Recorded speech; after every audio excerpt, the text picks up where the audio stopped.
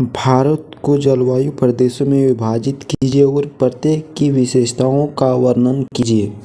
इस प्रकार के क्वेश्चन का जो है आप लोगों को एग्जाम में इस प्रकार से आंसर लिखना है। जैसे कि पहले आप लोगों को जलवायु को बारे में बताना है, जलवायु के बारे में बताना है, क्योंकि देखिए यहाँ पे क्या है, तो भारत के जलवायु के संदर्भ में ही बात किया जा रहा है। तो जलवायु क्या होता है इसके बारे में पहले जानिए, मौसम क्या होता है, मानसून क्या होता है, इसके बारे में पहले क्लियर लिख दीजिएगा, ताकि जो कॉपी चेक करेगा उसको लगेगा कि हाँ इस बच्चे में कुछ ज्ञान है।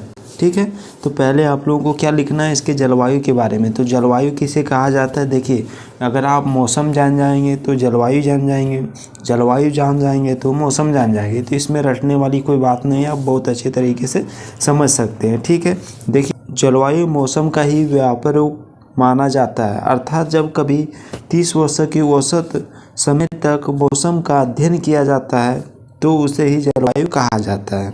ठीक है, जलवायु किसे कहा जाता है, तो जो मौसम होता है जब इसे लंबे समय तक लगभग 30 वर्षों तक अध्ययन किया जाता है तो उसे ही जलवायु कहा जाता है।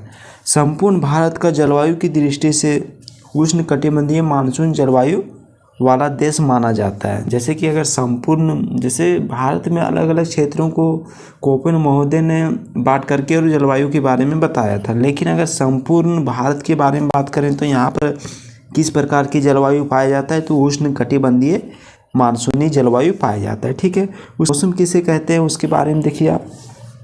तो मौसम वायुमंडल में अचानक होने वाले परिवर्तन को ही मौसम कहा जाता है। देखिए क्या होता है कि आप सुबह देख रहे थे कि धूप था, लेकिन अचानक क्या हुआ कि बारिश की मौसम जैसी प्रतिक्रियाएं होने लगी। तो यह क्या हो रहा है, अचानक परिवर्तन हो रहा है। तो वायुमंडल में अचानक परिवर्तन होने वाले क्रियाओं को ही जो है वह क्या कहा जाता है, मौसम कहा जाता है। ठीक है, या तो आप इस प्रकार से लिख सकते हैं इसको, वायुमंडल में अचानक होने वाले परिवर्तन को ही क्या कहा जाता है, मौसम कहा जाता है। उसके बाद आगे लिखना है मानसून। ठीक, मानसून के बारे में आप क्या बताएंगे, जब कभी मौसम के अनुसार पवन अपना दिशा परिवर्तन कर लेती है तो उसे मानसून कहा जाता है। ठीक, उसके बाद आगे लिखना है आप लोगों को कि भारतीय मानसून का वर्णन सबसे पहले अरबी विद्वान अल मसूदी ने किया था। मानसूनी शब्द की उत्पत्ति अरबी भाषा के मौसमी शब्द से हुआ है। ठीक, उसके बाद आप लोगों को बताना है कि भारतीय जलवायु को प्रभावित करने वाले कारक, जो भारतीय जलवायु हो वह किन किन स्थितियों के कारण, किन किन कारकों के कारण जो है वह प्रभावित होता है।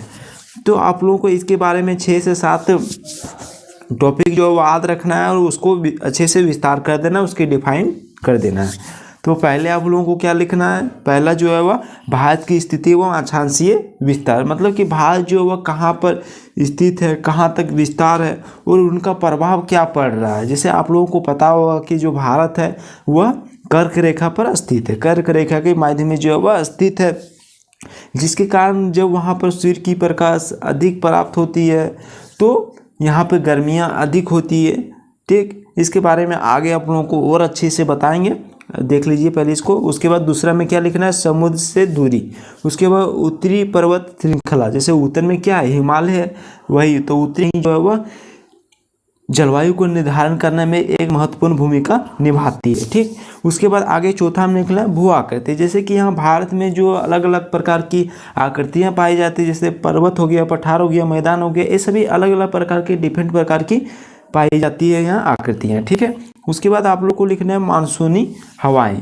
ये मानसूनी हवाएं वह अलग अलग समय में अलग अलग डायरेक्शन से यहाँ पे पहुँचती है, जैसे जेट स्ट्रीम हो गया, एल नीनो हो गया, ला नीनो हो गया। इस सभी के बारे में आप लोगों को विस्तार से बताना है।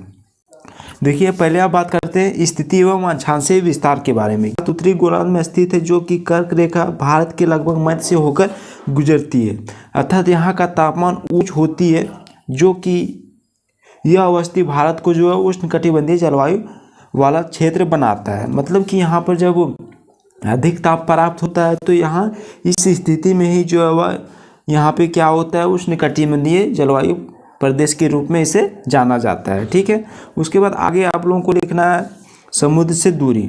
भारत की तीनों ओर समुद्र से घिरा हुआ, भारत जो तीनों ओर समुद्र से घिरा हुआ है, अर्थात इसके पश्चिम तथा पूर्वी तट तथा दक्षिणी तट भारतीय प्रदेश समुद्र भारतीय क्षेत्र पर समुद्र जलवायु का प्रभाव पड़ता है।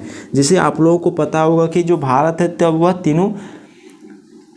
तीनों साइड से जो है वह समुद्र से घिरा हुआ है। जैसे कि अगर बात करें पूर्व में तो बंगाल की खाड़ी है, दक्षिण में जो है वह क्या हो जाता है, हिंद महासागर है, और इसके पश्चिम में जो है वह अरब सागर है। इस प्रकार से यह घिरा हुआ है, जिसका प्रभाव जो कहीं ना कहीं प्रायद्वीपीय पठार पर देखने को मिल जाता है। उसके बाद उत्तरी पर्वत श्रृंखला के बारे में बात है। उत्तरी पर्वत श्रृंखला, तो इसके बारे में इस तरह लिखिए आप लोग। हिमालय पर्वत भारतीय जलवायु को प्रभावित करती है, जो शीत ऋतु में तिब्बत क्षेत्र से आने वाले अत्यंत ठंडा हवाओं को मार्ग में जो है रुकावट पैदा करती है और भारत को शीत ऋतु लहरों को प्रभाव से जो वो बचाती है। शीतल जो लहरें भारत में आती है उसे बचाती है। देखिए क्या होता है कि जो ठंडी की मौसम है, तो ठंडी के मौसम में जो है वह तिब्बत से बहुत अत्यंत ठंडा हवाएं जो है वो भारत की ओर प्रवेश करती है। लेकिन भारत जो है वह भारत के उत्तरी भाग में हिमालय अवस्थित होने के कारण यहाँ पे वे हवाएं नहीं पहुँच पाती है, जो कि यह अत्यंत ठंडी हवाएं से हमें कौन बचा रही है, तो हिमालय ही बचा रही है। ठीक है, इस प्रकार से इसका भी एक महत्वपूर्ण इफेक्ट जो है वह जलवायु पर पड़ता है।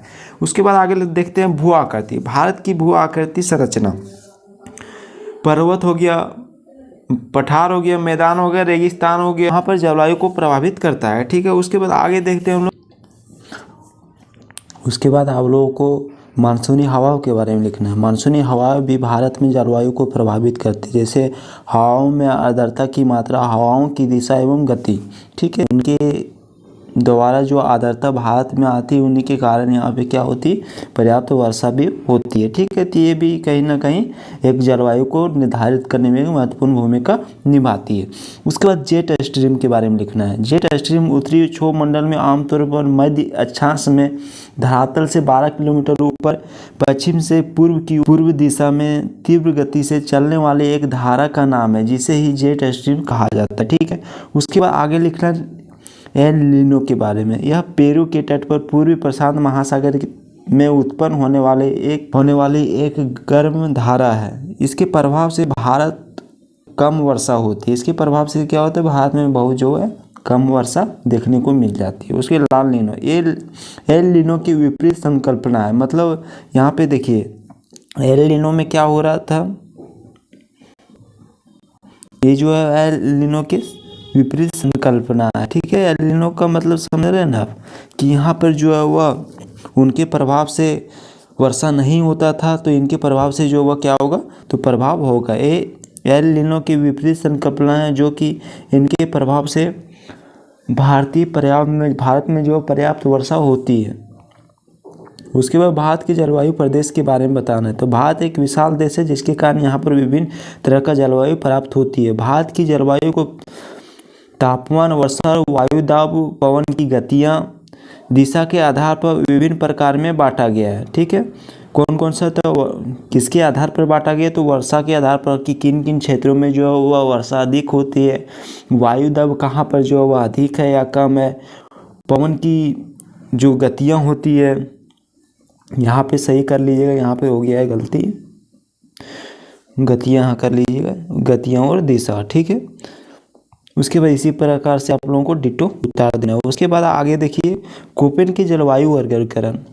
अब जब जलवायु के बारे में बताएंगे तो कोपेन के बारे में निश्चित ही जिक्र कीजिएगा। तो इसके बारे में लिखना है। कोपेन ने 1918 में विश्व जलवायु प्रदेश में बांटने के क्रम में ही भारत को भी 3 जलवायु प्रदेशों में विभाजित किया, जो इस प्रकार है। ठीक है, शुष्क हो गया, आर्द्र शुष्क हो गया, आर्द्र जलवायु प्रदेश। तो इस प्रकार से इन्होंने 3 एक आधार मान करके और कोपेन ने अपने जलवायु विभाजन का आधार तापमान की विभिन्नता को बताया।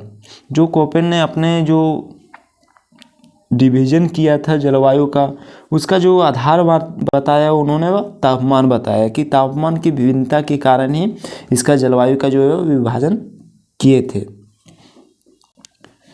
इस आधार पर कोपेन ने भारत के जलवायु प्रदेशों को निम्न वर्गों में बांटा है। मतलब कि तापमान के आधार पर उन्होंने इसे कई भागों में बांटा है। ठीक है, जैसे कि पहला हो गया AMW, बड़ा ए, उसके बाद बड़ा एम, उसके बाद बड़ा डब्लू।